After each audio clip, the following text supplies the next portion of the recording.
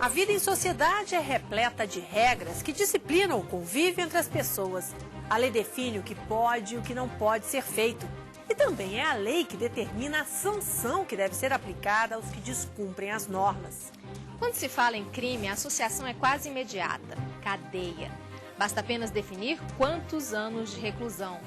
Só que o que muita gente não sabe é que tem mais condenado cumprindo pena do lado de fora dos presídios do que dentro. É que o modelo clássico de justiça penal está cada vez mais cedendo espaço para a aplicação de penas alternativas. Penas restritivas de direitos são conhecidas como penas e medidas alternativas, cuja sanção penal é de curta duração, no máximo 4 anos de condenação, para crimes praticados sem violência nem grave ameaça. Um acidente de trânsito, um furto simples, uma situação de estelionato, uma apropriação indébita, situações vinculadas a porte de arma ilegal, ameaça, injúria, calúnia, difamação, usuários de droga, vão vendo situações de crimes ambientais, situações de violência nos estádios. Todos estes crimes, considerados de pequeno potencial ofensivo, estão previstos pelo Código Penal para serem corrigidos por meio de penas alternativas.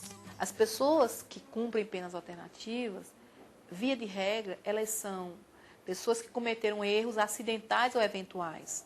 Elas não representam risco real à sociedade. Portanto, não justificaria que determinados tipos de criminalidade ou tipos de crime, o Estado brasileiro oferecesse a mesma resposta penal, ou seja, prisão. E quais são estas penas? O juiz Nelson Ferreira Júnior, da Vara de Execuções de Penas Alternativas do Distrito Federal, explica que tipo de punição prefere aplicar. Aqui na execução, a gente não tem esse estabelecimento de pena pecuniária. Todas as decisões dos juízes, geralmente, são penas de prestação de serviço. Não há banalização de se fixar entrega de doações, cestas. O melhor caminho é a prestação de serviço, porque você atinge o próprio autor do delito. Eu tenho observado aqui ao longo desse período na execução que, principalmente a criminalidade da pena, que recebe a pena alternativa, ela tem entre 18 e 25 anos. Então, se você estabelece só a cesta básica, na verdade, quem vai acabar pagando é a família. E se você estabelece a prestação de serviço, é o próprio autor do delito. E ela tem um efeito pedagógico e de punição. Quer dizer, a pessoa sente a necessidade que aquilo ali gerou.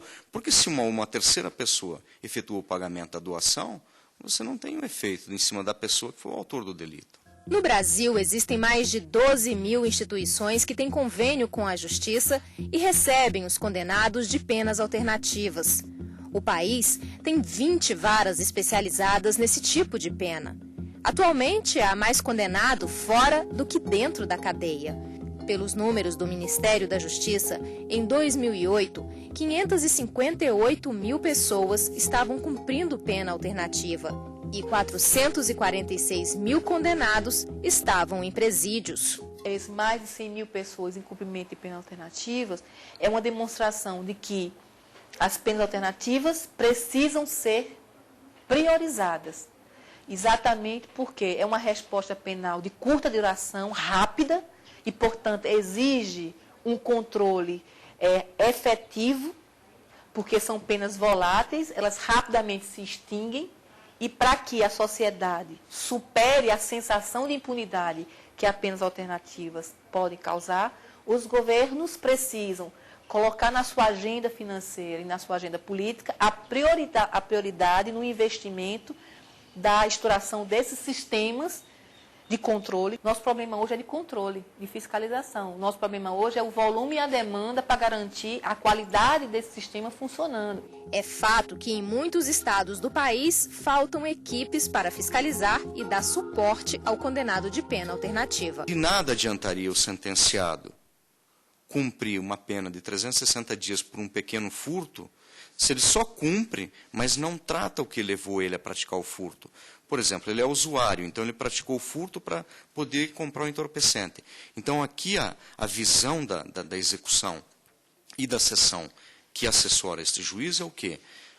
É fazer ele cumprir e fazer o tratamento. Em todos os campos a gente busca isso. Para quê? Porque não adianta nada ele cumprir os 360 dias e daqui a pouco continuar usando e praticar um crime muito mais grave. Isso é em todas as áreas. Então é necessário que o suporte de acompanhamento à pena alternativa seja conjugado com políticas sociais de base, gerar o que a gente chama da outra finalidade da pena, que não é só punir, que é reabilitar, que é ressocializar, que é garantir uma perspectiva de futuro diferenciada para esse sujeito.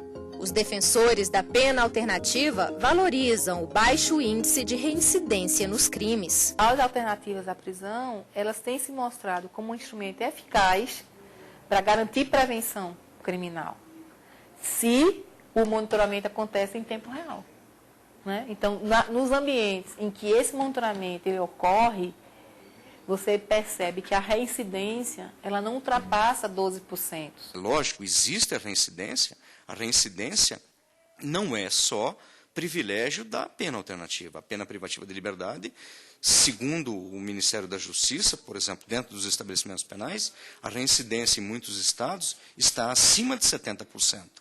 Então, não quer dizer necessariamente que, pelo fato dele cumprir pena alternativa, ele vai ter a impressão de impunidade e vai ser um foco de reincidência. Porque aquele que está dentro do sistema, ele tem um índice de reincidência de 70%. Mas há quem questione a eficiência desse instrumento. Para algumas pessoas, a pena alternativa no Brasil só alimenta a impunidade. É no próximo bloco.